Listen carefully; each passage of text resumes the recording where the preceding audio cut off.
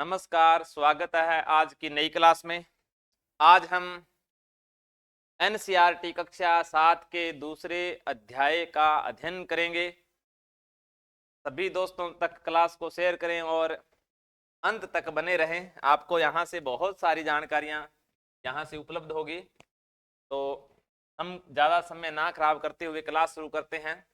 आपके एनसीईआरटी कक्षा 7 के दूसरे अध्याय का नाम है मौसम को समझना। मौसम को समझना। तो यहाँ पर बात करेंगे मौसम की। तो मौसम क्या होता है? तो मौसम किसी स्थान किसी समय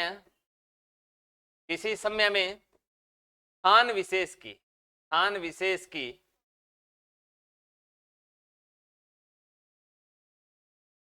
वायुमंडलीय दशाओं को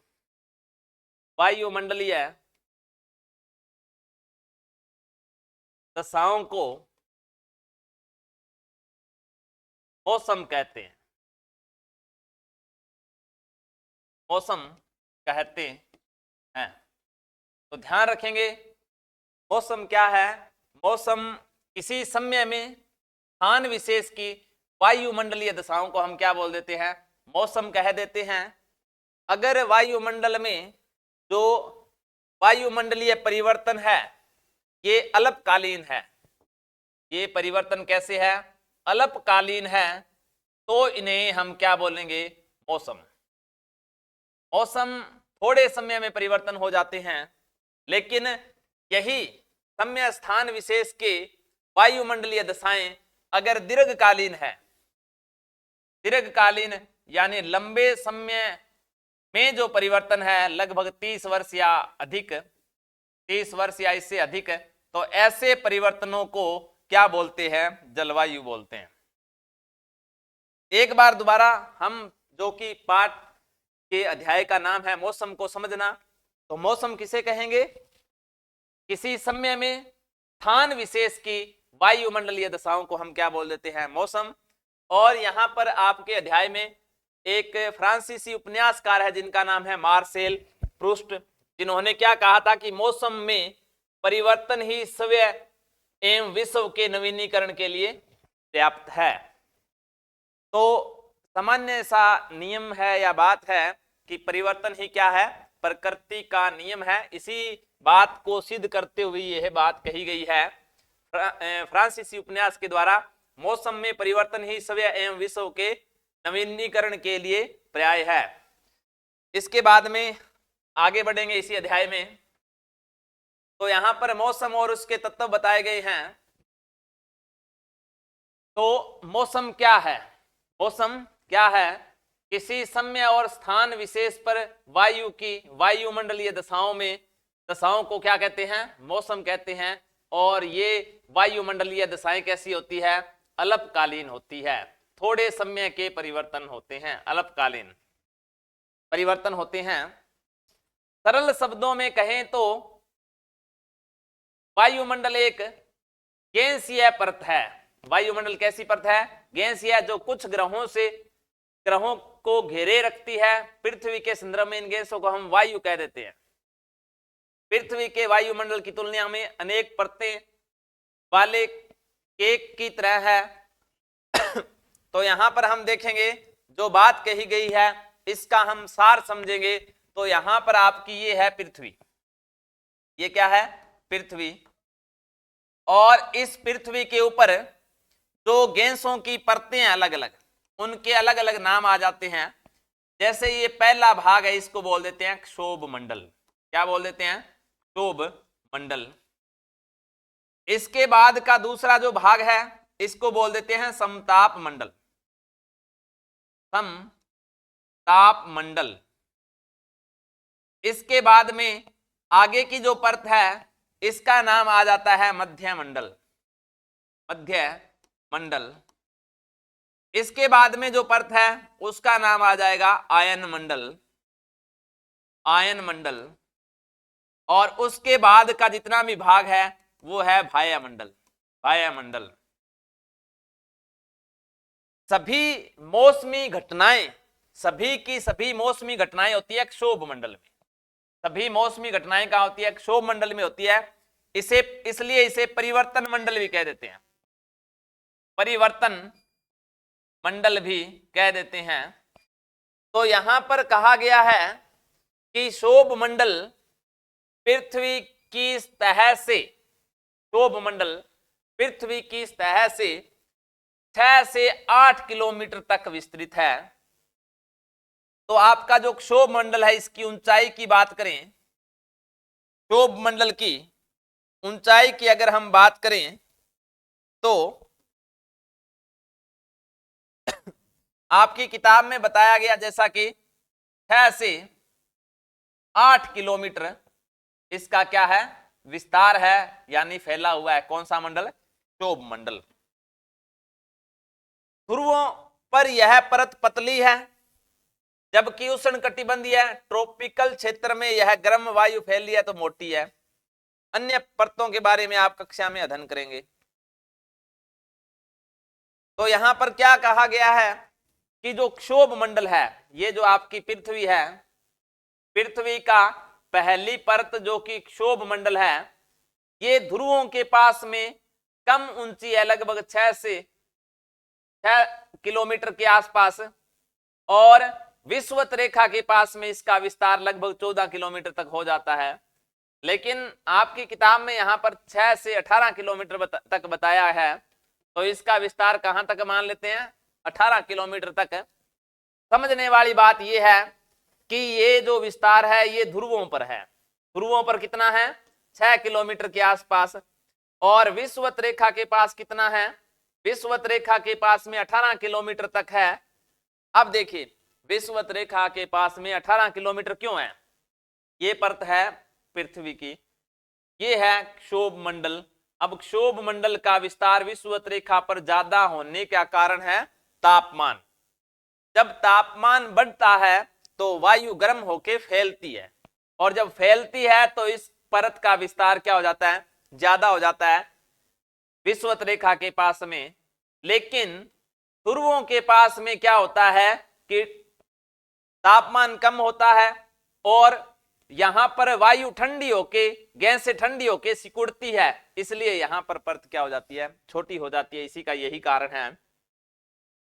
आगे मौसम के वर्णन में हम अनेक शब्दों को जानेंगे, जैसे गर्म, ठंडा, वर्षा, मेघाच्छादन, आर्द्र, बर्फीले, तूफानी इत्यादि।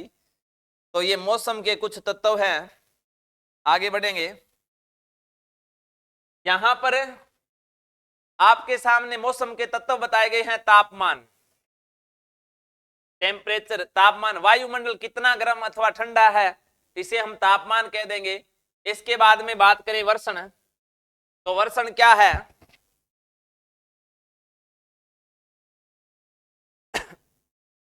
हाँ, इसके बाद में बात करें वर्षण, जल के वे सभी रूप, चाहे वो वर्षा हो, चाहे हिम हो, चाहे में हिमवृष्टि हो, चाहे ओला हो, ये आकाश से पृथ्वी पर गिरते हैं, इन्हें क्या बोलते हैं? हम वर्षण बोल देते हैं। तो यहां ध्यान देंगे, वायुमंडल के तत्वों में तापमान हो गया, वर्षण हो गया, फिर वायुमंडलीय दबाव, जिसको हम एटमॉस्फेयर प्रेशर भी कह देते हैं। वायुमंडलीय दबाव, वायु का वह दबाव जिसे हम पृथ्वी की सतह पर अनुभव करते हैं, पृथ्वी की सतह पर हम अनुभव करते हैं। तो ध्यान देंगे कि ये बात हम एक बार इसके तत्वों के बारे में चर्चा कर लें, फिर आपको थोड़ा सा और समझा देंगे। इसके बाद में तत्वों में तापमान हो गया, वर्षण हो गया, वायुमंडलीय दबाव हो गया। इसके बाद में पवन की बात करें, वायु का संचलन जिसमें इसकी गति और दिशा सम्मिलित है।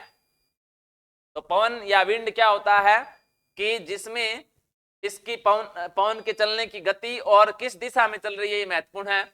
इसके बाद में है आर्द्रता, जिसको हम ह्यूमिडिटी भी बोल देते हैं, वायु में उपस्थित जलवाष्प की मात्रा। आर्द्रता क्या होती है? जिसको हम नमी भी कह देते हैं।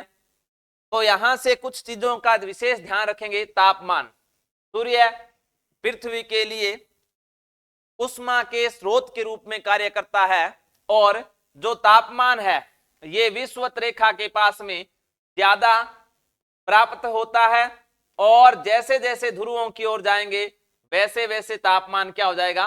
कम प्राप्त होगा। इसका मूल कारण है पृथ्वी के ऊपर सूर्य की तिरछी किरणों का गिरना।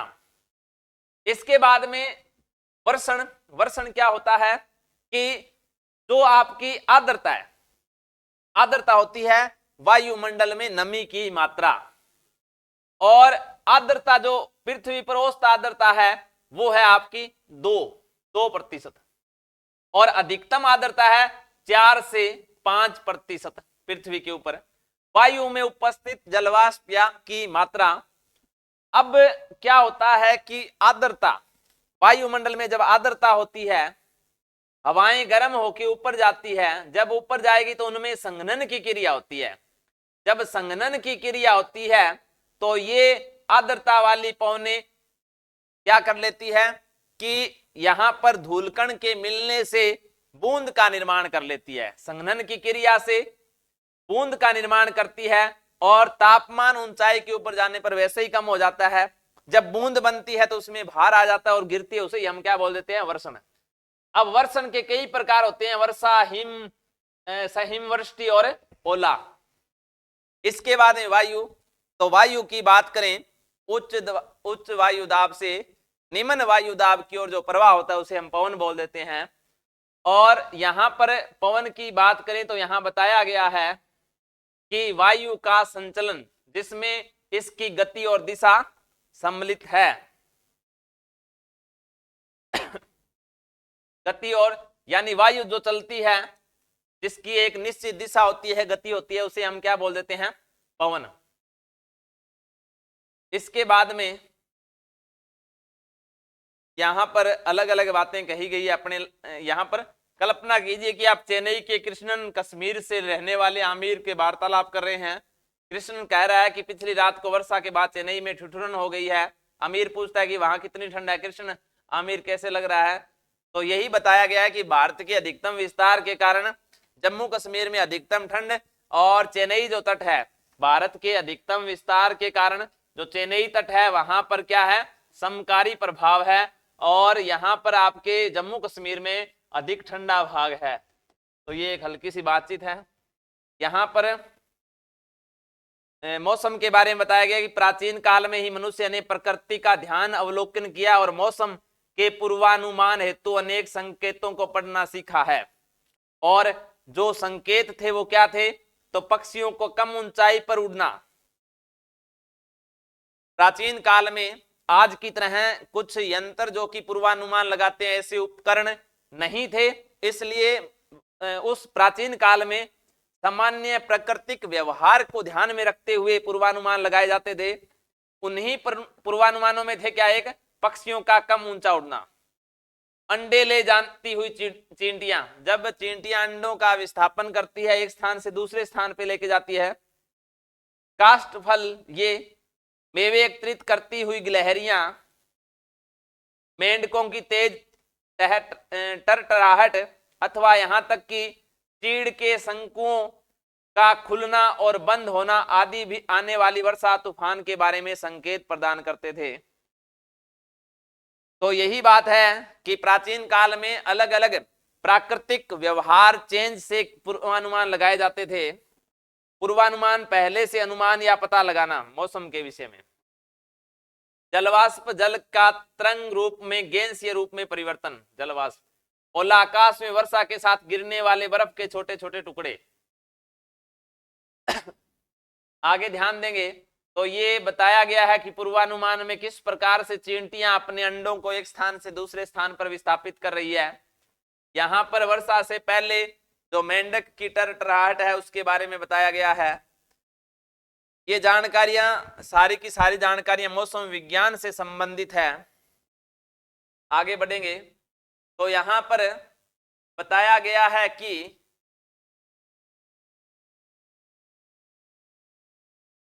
15 डिग्री सेल्सियस को फारेनहाइट में 59 डिग्री फारेनहाइट के रूप में लिखा जाता है। सामान्य सी एक जानकारी है वो यहां बताई गई है। इसके बाद में तापमान कई प्रकार के होते हैं। आसपास के परिवेश के तापमान को मापते हैं। इनका अंकीय डिजिटल तापमापी में अधिक पसंद किया जाता है। वास्तव में तापमान रिकॉर्ड का उपयोग कुछ अन्य महत्वपूर्ण सांख्यिकीय आंकड़ों के संग्रहण करने से किया जाता है। ताप सीमा अथवा एक विशेष अवधि 24 घंटे के दौरान अधिकतम तापमान व न्यूनतम ताप का घटना ये क्या कहलाता है? ताप सीमा। औसत दैनिक तापमान, दिन की अधिकतम तापमान और न्यूनतम तापमान को जोड़कर प्राप्त संख्या को 2 से विभाजित करना, ये क्या कहलाता है? औसत तापमान। तो यहां ध्यान देंगे कि ताप सीमा क्या होता है? दिन का अधिकतम तापमान और दिन का न्यूनतम तापमान को तापमान की सीमा बोलते हैं। औसत दैनिक तापमान क्या होता है? तो दिन के अधिकतम तापमान और दिन के न्यूनतम तापमान को जोड़ करके उनमें 2 से भाग देने पर जो संख्या आएगी वो कौन सा हो जाएगा? आपका औसत दैनिक तापमान। भारत मौसम विज्ञान विभाग की स्थापना, ये विशेष रूप से ध्यान रखेंगे, 1875 में की गई थी। तो भारत मौसम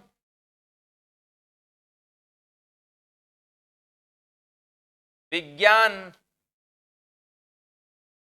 विभाग की स्थापना कब की गई थी? 1875 में। तो ये शब्द आपने विशेष रूप से ध्यान रखना है, ठीक है।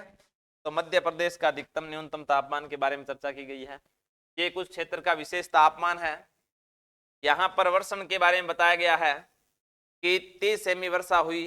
तो ये जो वर्षा है, वर्षा को सेंटीमीटर में नापते हैं, सेंटीमीटर में, और वर्षा को जिस उपकरण से मापते हैं उसे वर्षा मापी कहते हैं। इस प्रकार का एक जार है, उसमें सेंटीमीटर का निशान लगाया गया है। तो जिस उपकरण से वर्षा मापते हैं उसे बोलते हैं वर्षा मापी। वर्षा की मात्रा को मापने के लिए एक यंत्र का उपयोग किया जाता है, इसे वर्षा मापी या रेन गेज कहते हैं। या तो क्या बोल देते हैं? वर्षा मापी, वर्षा को मापने वाला यंत्र वर्षा मापी या रेन गेज, या फिर इसे क्या बोल देते हैं? रेन गेज बोलते हैं। तो इसमें कहा गया है अगर इस रेन गेज में वर्षा की मात्रा 5 मिलीमीटर अंकित होती है तो उसे हम बोलते हैं कि 5 मिलीमीटर वर्षा हुई है। आगे ध्यान देंगे, वायुमंडलीय दाब। हमारे शरीर और वर्षा की भली भांति परिचित हैं। तो दाब क्या होता है? वायु पर पड़ने वाला प्रभाव। तो वायु का जो एक क्षेत्र में प्रभाव पड़ता है, दाब पड़ता है, उसे ही हम क्या बोल देते हैं? वायु दाब। यहां पर आगे बढ़ेंगे तो मुख्य वायुमंडल के नीचे मैदानी अथवा तटों में हमेशा अधिक होता है। तो जो भाग, यहां ध्यान देंगे, जो भाग ऊंचा होगा वहां पर वायु दाब कम होगा। वायु दाब क्या होगा? कम होगा। और नीचे भागों में वायु दाब क्या होगा? ज्यादा होगा। अब वायु दाब ज्यादा होने का एक दो कारण अलग भी है। एक तो ऊंचे भाग है, ऊंचे है इसलिए वायु का प्रेशर कम है, नीचे भाग है इस पर प्रेशर ज्यादा है। लेकिन दूसरा प्रभाव यह है कि तापमान और वायु दाब, तापमान और वायु दाब का विपरीत संबंध है। तापमान और वायु दाब का विपरीत संबंध है। विपरीत संबंध। तो कहने का मतलब भाव ये है कि अगर तापमान बढ़ेगा तो वायु दाब कम हो जाएगा और तापमान कम होगा तो वायु दाब क्या हो जाएगा? ज्यादा हो जाएगा। तो ध्यान देंगे, वायु दाब कम वायु दाब, तो सेम यही आपके लगता है कि तापमान बढ़ा तो वायु दाब क्या हो जाएगा? कम हो जाएगा। और तापमान कम हुआ तो वायु दाब क्या हो जाएगा? ज्यादा हो जाएगा। लेकिन पर्वतीय क्षेत्रों में इसके क्या हो रहा है? उल्टा हो रहा है। कैसे? कि यहां पर तापमान भी कम होता है और वायु दाब भी कम होता है। वायु दाब भी क्या होता है? कम होता है। सॉरी, यहां पर थोड़ी सी त्रुटि तो नहीं हुई, लेकिन ध्यान देंगे, दोबारा देख लेंगे कि तापमान और वायु दाब का संबंध है विपरीत। जहां पर तापमान ज्यादा होगा वायु दाब होगा कम, और जहां पर तापमान कम होगा वहां होगा वायु दाब ज्यादा। लेकिन जो पर्वत के क्षेत्र होते हैं, ऊंचे क्षेत्र होते हैं, वहां पर ऊपर की तरफ वायु कम रहती है। अगर हम सामान्यतः देखेंगे तो वायु का एक तो इतना बड़ा भाग है और एक वायु का इतना बड़ा भाग, तो ये दबाव कम होने के कारण आपके क्या होते हैं, पर्वतीय भागों में वायु दाब कम होता है। पर्वतीय भागों में वायु दाब कम होता है, जबकि मैदानी व घाटीय भागों में, मैदानी व घाटीय भागों में वायु दाब अधिक होता है। वायु दाब क्या होता है, अधिक होता है। ये तो एक विपरीत प्रभाव है, कारण क्योंकि ऊंचे भाग पर तापमान कम होने के बाद भी वायु दाब क्या है, कम है। उसका भाग ये कारण है कि पर्वतीय भाग ऊंचे होने के कारण, तापमान के कम होने के कारण भी वायु दाब क्या रहता है, कम रहता है। लेकिन सामान्य परिस्थितियों में तापमान जहां ज्यादा होगा वहां वायु दाब क्या होगा, वायु दाब कम होगा, और जहां पर तापमान कम होगा वहां वायु दाब क्या होगा, ज्यादा होगा, वायु दाब ज्यादा होगा। तो दोबारा आराम से समझें, इस प्रकार समझें कि तापमान और वायु दाब का संबंध कैसा है, विपरीत संबंध है। तापमान बढ़ेगा तो, अगर तापमान बढ़ेगा तो वायु दाब क्या हो जाएगा, कम हो जाएगा, सामान्य सी बात है। तापमान बढ़ा वायु दाब कम हुआ, तापमान कम हुआ वायु दाब बढ़ गया, ये तो विपरीत संबंध हो गया। लेकिन पर्वतीय भागों में इसके अपवाद के रूप में मान ले, या अलग परिस्थिति रहती है। उसका कारण मैंने आपको बताया कि जब ये ऊंचे भाग हैं तो यहां पर जो प्रभाव पड़ रहा है वायु का वो कम पड़ रहा है, और यहां पर मैदानी भाग में ज्यादा प्रभाव पड़ रहा है। इस कारण से पर्वतीय भागों में तापमान के कम होने के बावजूद भी वायु दाब भी क्या होता है, कम होता है। ये आपने अलग से थोड़ा ध्यान रखना है। अब यहां आगे देखेंगे, वायुमंडलीय दाब को मापने के लिए उपयोग करने वाला उपकरण वायु दाब मापी है। तो वायु दाब को किससे नापते हैं, वायु दाब मापी से, वायु दाब मापी से, जिसे बेरोमीटर कहा जाता है। क्या कहा जाता है इसे, बेरोमीटर। बेरोमीटर। वायु दाब को किसकी सहायता से मापा जाता है, वायु दाब मापी से। मोस्ट करके लिखें, अपनी नोटबुक में नोट भी कर लें। और इसे वायु दाब मापी को कहते क्या है, बेरोमीटर। और जिस इकाई से प्रदर्शित किया जाता है उसे मिलीबार कहा जाता है। वायु दाब नापने की इकाई को क्या बोलते हैं, इसको बोलते हैं मिलीबार। मिलीबार, या फिर इसको क्या बोल देते हैं, एमबी। ठीक है, तो ये सामान्य सी बात है।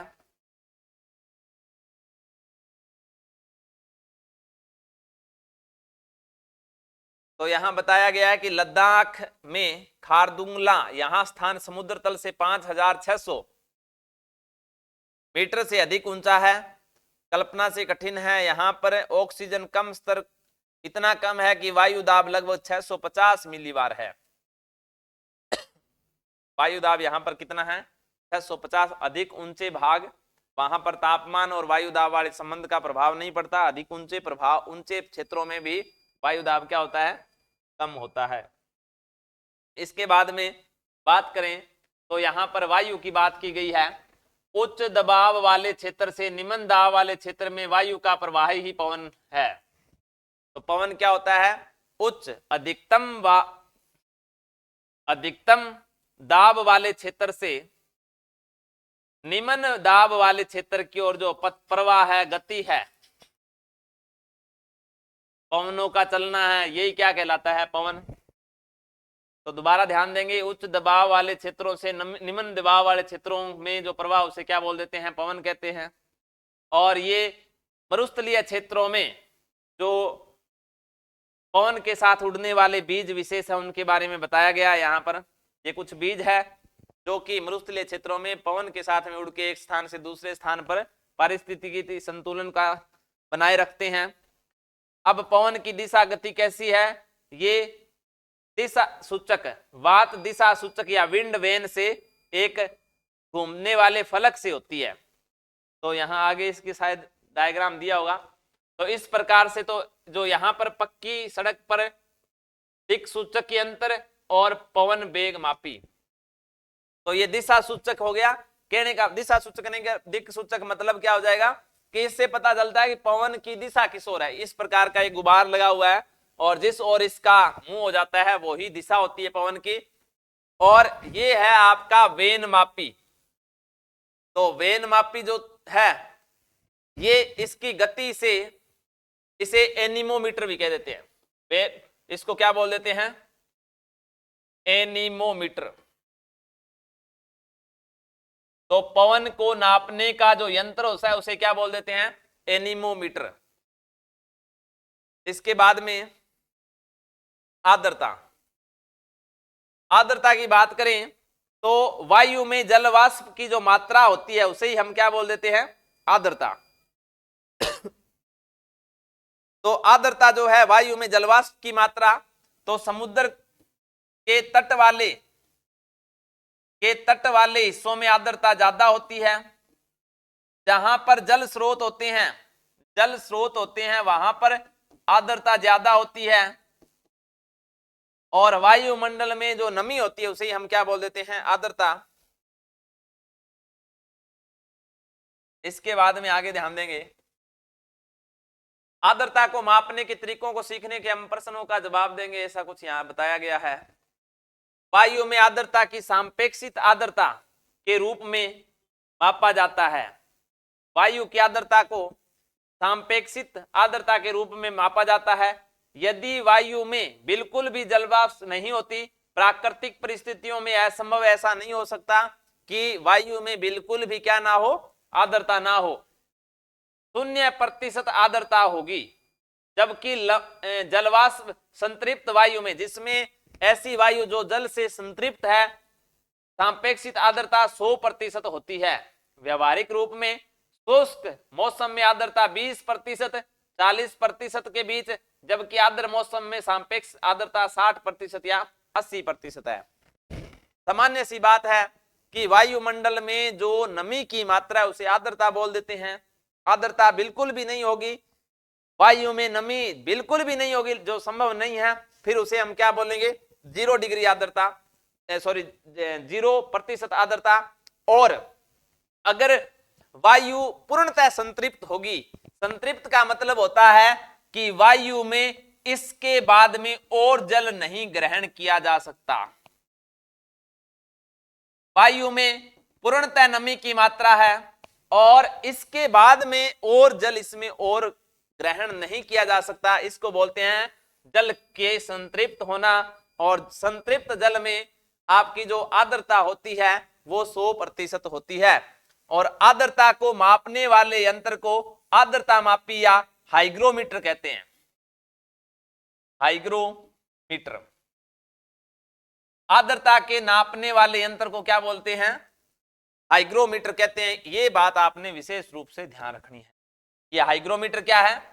आर्द्रता मापी यंत्र है। आर्द्रता मापी यंत्र। हमने अभी क्या पढ़ा है कि पवन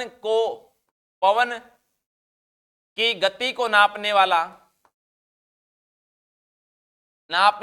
यंत्र कौन सा है? एनीमोमीटर। विशेष रूप से ध्यान रखेंगे, पवन की गति को मापने वाला यंत्र कौन सा है? एनीमोमीटर।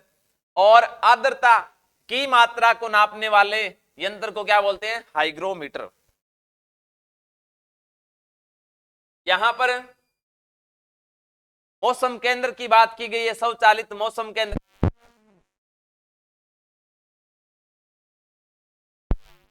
लाइट जाने के कारण ये क्लास यहीं रोकी जाती है। धन्यवाद। तो कोशिश करते हैं एक बार क्लास जारी रहती है तो।